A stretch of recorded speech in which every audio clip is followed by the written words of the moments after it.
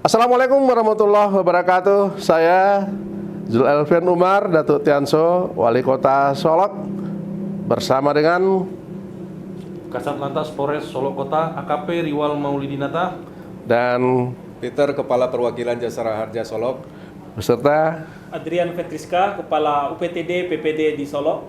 dengan ini menghimbau kepada seluruh warga kota untuk taat membayar pajak kendaraan bermotor. Karena pajak ini kita perlukan untuk melaksanakan dan melanjutkan pembangunan di Sumatera Barat umumnya dan di Kota Solok pada khususnya.